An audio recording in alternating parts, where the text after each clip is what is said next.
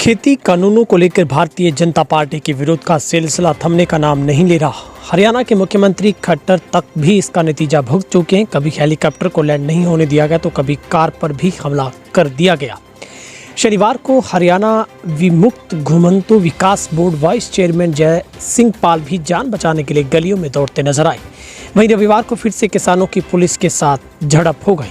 मिली जानकारी के मुताबिक शनिवार शाम को कुरुक्षेत्र में हरियाणा विमुक्त घुमंतु विकास board vice chairman Jaipal Singh का कार्यक्रम था। उनके आने की सूचना मिलने के बाद किसान वहां इकट्ठा होने शुरू हो गए। किसानों को देख जय सिंह पाल ने भागने की कोशिश की, लेकिन किसानों ने भागते हुए गलियों से पकड़ लिया। सोशल मीडिया पर वायरल हो रहे वीडियो में देख सकते हैं कि किस तरह से किसानों ने जय सिंह पाल को गली गली दौड़ाया। हालांकि अभी तक इस मामले की कोई शिकायत वगैरह दिए जाने की जानकारी नहीं है। राजनीति पर कोरोना की मार। 2 दिन पहले सीबीआई कोर्ट में पेश हुए पूर्व सीएम हुड्डा हुए संक्रमित, पत्नी की रिपोर्ट भी पॉजिटिव। रविवार को प्रदेश के पूर्व मुख्यमंत्री हुड्डा और उनकी पत्नी आशा हुड्डा की भी संक्रमण की पुष्टि हुई है। सूबे में कोरोना की महामारी चरम पर है। उधर प्रदेश सरकार ने महामारी से जंग को तेज करने के लिए गृह और स्वास्थ्य मंत्री विज की अगुवाई में मुख्य सचिव विजय वर्धन सहित 10 अतिरिक्त मुख्य सचिव और प्रधान सचिव सहित आईएएस डीजीपी मनोज यादव और स्वास्थ्य महानिदेशक स्तर के जांच अधिकारियों वाली 17 सदस्यीय कमेटी बनाई है। बावजूद इसके सूबे में एक्टिव केसों की संख्या लगातार बढ़ रही है और लगातार मिल रहे कोरोना मरीजों के चलते रिकवरी रेट भी अब लुढ़कता जा रहा है। हिसार में बीजेपी के कार्यक्रम का विरोध, पटेल नगर करना पड़ा सील, किसान लिए गए हिरासत में। हिसार के पटेल नगर कम्युनिटी सेंटर के समीप मैदान में बीजेपी की जिला स्तरीय अम्बेडकर जयंती समारोह के आयोजन से पहले किसानों और पुलिस के बीच हाई वोल्टेज ड्रामा हुआ। रविवार को जिला स्तरीय अम्बेडकर जयंती समारोह में भाजपा नेताओं के शामिल होने की पूर्व सूचना के बीच सैकड़ों किसान कार्यस्थल की ओर बढ़ने लगे। पहले से मौजूद पुलिस कर्मचारियों ने कार्यस्थल से पहले ही बैरियर लगाकर प्रदर्शनकारी किसानों को रोकने की कोशिश की। मामूली झड़प के बीच कार्यक्रम स्थल से कुछ दूरी पर पुलिस ने 20 से ज्यादा किसानों को हिरासत में ले लिया। हिरासत में लिए गए लोगों में महिलाओं और लड़कियां भी शामिल रहीं। पुलिस ने उन्हें बस में बैठाकर कार्यस्थल से दूर ले गई और बाद में उन्हें छोड़ दिया। केएमपी टोल फ्री करवाने के लिए किसानों ने दिया अल्टीमेटम।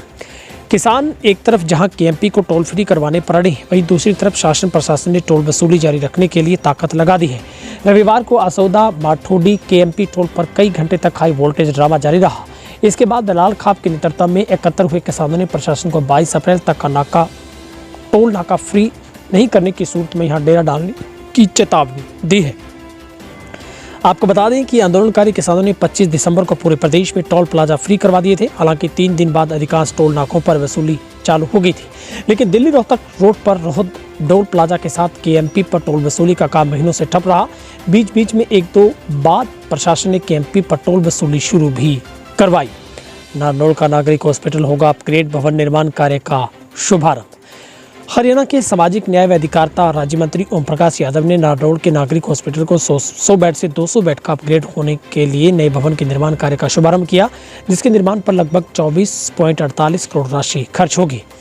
जहां पर जानकारी देते हुए बताया कि बेसमेंट के अलावा इस 7 मंजिला भवन को बनाने के लिए लगभग 2 साल लगेंगे। इस भवन में कुल कवर एरिया 1,61,018 स्क्वायर फीट होगा।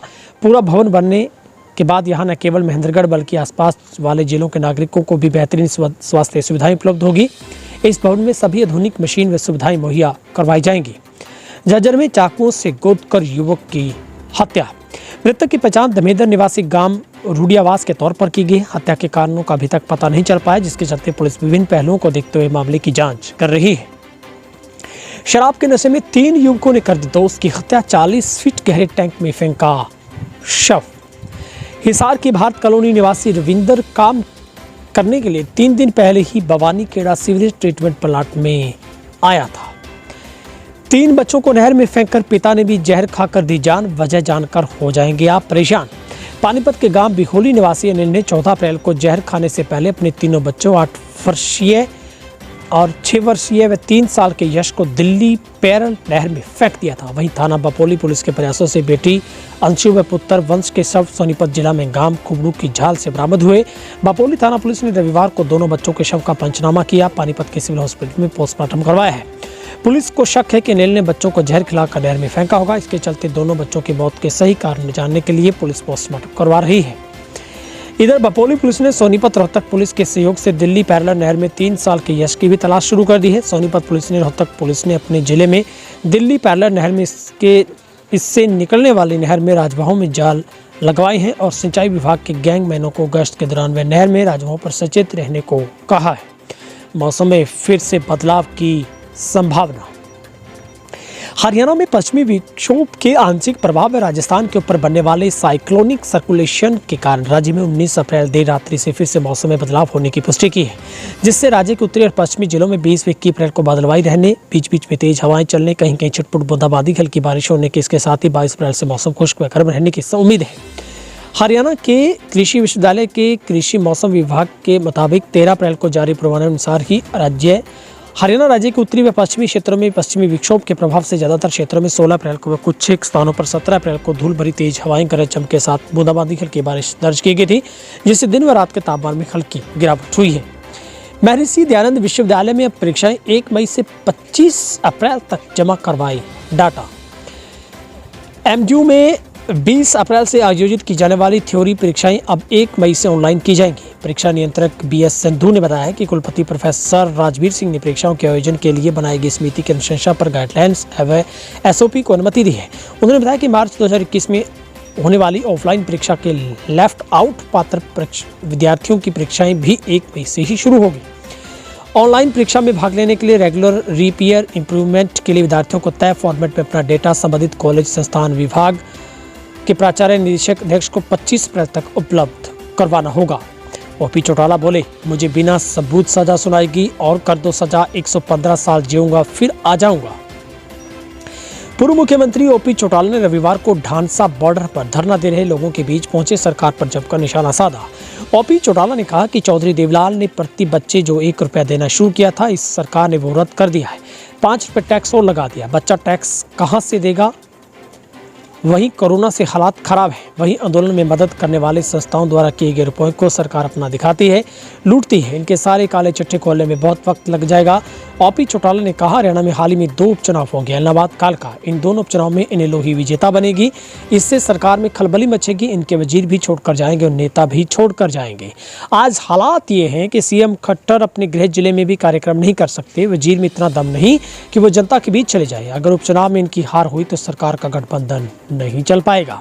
कोरोना का विकराल रूप। हरियाणा में नए केसों के साथ मौतों में भी तोड़ा रिकॉर्ड। डराने वाले हैं आंकड़े।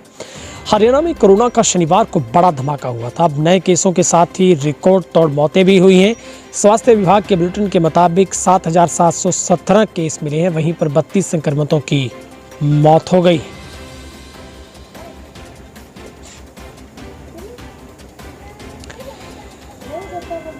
सरकार के दावों की खुली पोल। किसानों से माफी मांगे सीएम। इनेलो के प्रधान महासचिव ने सरकार पर वार करते हुए कहा है कि सरकार के उन सभी दावों की पोल खुल गई है जो कह रहे थे कि मंडियों में किसान के गेहूं खरीद के पुख्ता इंतजाम किए हैं। किसी तरह की दिक्कत किसानों को नहीं होगी। उन्होंने सरकार की उन दावों को खारिज कर बड़ा आरोप लगाते हुए कहा कि किसानों को कैसे लूटा जाए, इसके लिए गेहूं की नमी को 14% से पैमाना था, उसे 12% कर दिया है। चंडोनी ने मजदूरों से की अपील, घर न लौटें बल्कि आंदोलन में हो शामिल, सब मुफ्त में मिलेगा। कृषि कानूनों के विरोध में दिल्ली की सीमाओं पर किसानों ने पिछले लगभग 5 महीनों से आंदोलन जारी रखा हुआ है। इसी बीच लोगों में यह अफवाह फैलाई जा रही है कि कोरोना के मामलों को बढ़ता देख दोबारा लॉकडाउन लगाया जा सकता है, जिससे घबराए प्रवासी मजदूर अपने घरों को लौटने लगे हैं। जिस पर भारतीय किसान यूनियन के नेता गुरनाम सिंह चंडोनी ने मजदूरों से मार्मिक अपील करते हुए घर जाने की बजाय आंदोलन के धरना स्थलों पर पहुंचने का आह्वान किया है। गुरनाम सिंह चंडोनी ने सोशल मीडिया पर लाइव आकर कहा कि पिछले साल केंद्र सरकार ने देश में लॉकडाउन लगाया था, जिससे हजारों लाखों मजदूर बेसहारा हो गए थे, जिससे कईयों की मौत तक हो गई। इस वक्त के हालात पर नजर डालने मात्र से रूह कांप जाती है।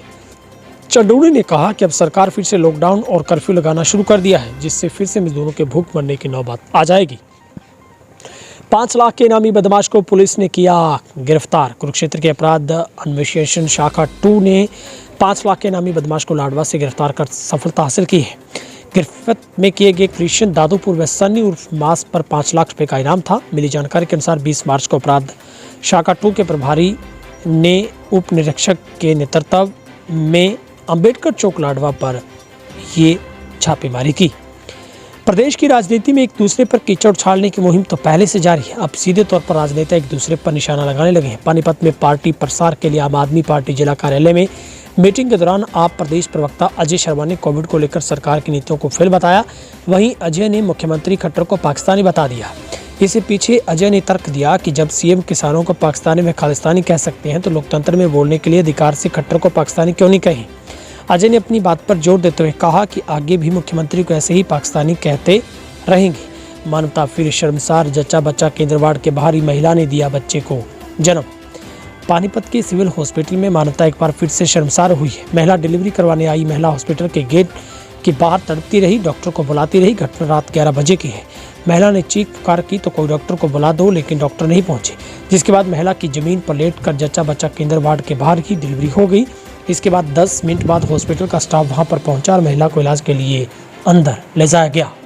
गुरुग्राम में कोरोना से बिगड़े हालात, कार्यालयों में 50% उपस्थिति का आदेश। प्रदेश की आर्थिक राजधानी कहे जाने वाले साइबर सिटी गुरुग्राम में कोरोना की दूसरी लहर ने हालात खराब कर दिए हैं। कोरोना में अब तक के रिकॉर्ड 2500 का आंकड़ा पार करने की जानकारी के बाद जिला प्रशासन व स्वास्थ्य विभाग की तैयारियों पर सवाल उठ रहे हैं। लॉकडाउन की आशंका के मद्देनजर बड़ी संख्या में मजदूर भी पलायन कर रहे हैं। करीब 15 महीनों के कोरोना संक्रमण के काल में गुरुग्राम में रिकॉर्ड 2500 से अधिक मामले सामने आने के बाद स्थिति खराब हो गई है। सरकारी हॉस्पिटल में कोरोना के समाने से गंभीर मरीज उनके परिजन चक्कर काट रहे हैं। बेड की कमी से लेकर तमाम जरूरी संसाधनों की कमी के कारण इसका फायदा निजी हॉस्पिटल उठा रहे हैं।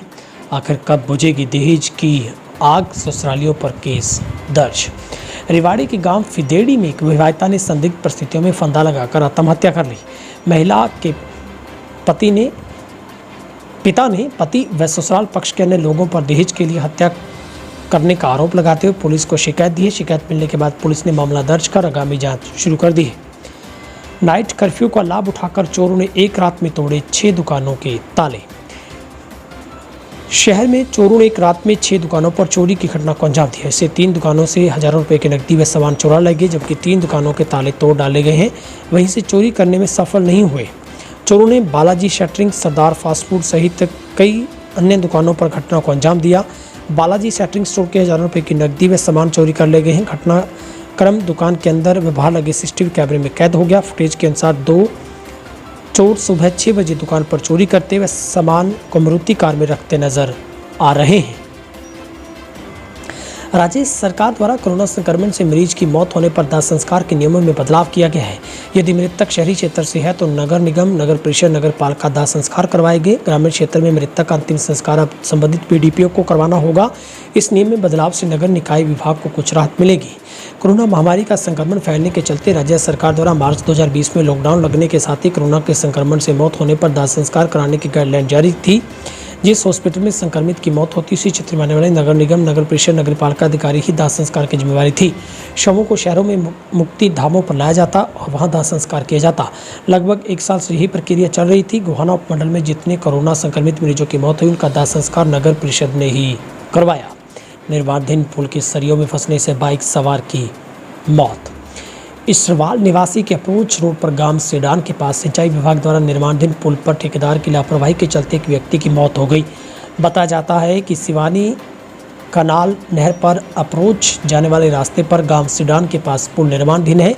यहां पर ठेकेदार की लापरवाही के चलते रात्रि के समय लगाए जाने वाले साइन बोर्ड नहीं थे, जिसकी वजह से बोर्ड नहीं दिखाई देने के गत रात्रि एक बाइक सवार निर्माणाधीन पुल के सरिये में जाता था और उससे हिसार के निजी हॉस्पिटल में भर्ती करवाया गया, जहाँ पर उसकी मौत हो गई।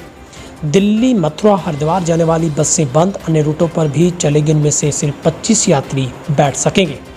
कोरोना का असर परिवहन सेवाओं पर भी हुआ है। अब रोहतक से दिल्ली, मथुरा, हरिद्वार जाने वाली बसें बंद कर दी गई। चंडीगढ़ के लिए भी जाने वाली बसें शनिवार रविवार को नहीं जाएंगी, बाकी के दिन ही जाएंगी।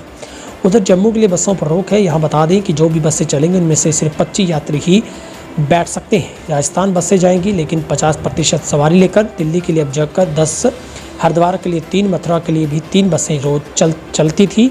इससे रोडवेज को हर रोज करीब 8 लाख रुपए का नुकसान झेलना पड़ेगा।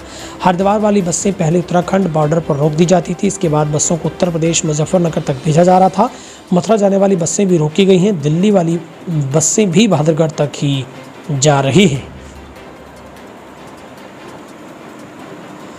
हरियाणा में नहीं थमने का नाम ले रहा कोरोना का कहर। रविवार को 29 लोगों की मौत, 7,177 नए केस आए सामने।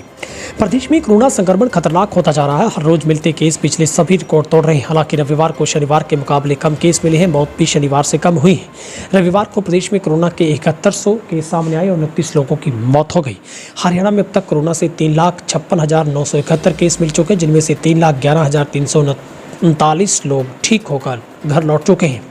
गुरुग्राम में 2401 लोगों की कोरोना रिपोर्ट पॉजिटिव पाई गई। फरीदाबाद से 998, सोनीपत से 573, हिसार से 521, अंबाला से 221, करनाल से 501, पानीपत से 208, रोहतक से 145, रेवाड़ी से 40, पंचकुला से 179, कुरुक्षेत्र से 193, यमुनानगर से 131, सिरसा से 214, महेंद्रगढ़ से 82, भिवानी से 180, झज्जर से 117, पलवल से 45, फतेहाबाद से 126, कैथल से 10, जींद से 230, नूंह से 18, चरखी दादरी से 4 मिले हैं। वहीं पर सांसद धर्मवीर सिंह ने सामान्य हॉस्पिटल में सैंपल दिया था। उन्हें मेदांता हॉस्पिटल में भर्ती करवाया गया है। भिवानी महेंद्रगढ़ के लोकसभा सांसद धर्मवीर सिंह कोरोना संक्रमित पाए गए हैं। उन्हें मेदांता हॉस्पिटल में भर्ती करवाया गया है, जहां पर धर्मवीर सिंह ने सामान्य हॉस्पिटल में सैंपल दिया था, जिसकी रिपोर्ट रविवार देर शाम प्राप्त हुई है। सांसद धर्मवीर सिंह ने अपील की है कि उनके संपर्क में आए जो भी लोग हैं वो अपना टेस्ट करवाएं। वहीं रविवार को ही पूर्व सीएम हुड्डा और उनकी पत्नी भी कोरोना पॉजिटिव पाए गए हैं। आप सभी से हमारी गुजारिश है, कोरोना से एहतियातन मास्क का इस्तेमाल करें, अपने बच्चों का ख्याल रखें और अगर आप हमें पब्लिक ऐप पर देखना चाहते हैं तो वहां पर भी चैनल को सर्च करके फॉलो करें। आप कहां से हमें देख पा रहे हैं, अपने ज़िले का नाम, आपका नाम कमेंट बॉक्स में ज़रूर लिखें।